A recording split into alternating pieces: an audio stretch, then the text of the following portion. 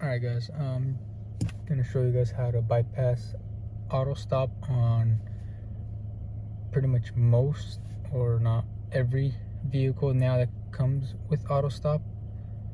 I have a 2019 GMC Terrain with it. The way I bypass it is by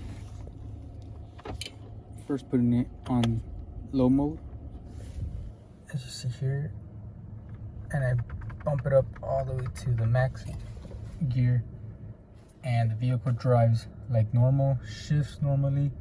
When you come to a stop, it will not go into auto stop. You do have to remember that every time you turn off the car and start it back on, you have to manually do this. That's the only thing that is kind of a pain, but over time you get used to it. It only takes you about 5 seconds to do that.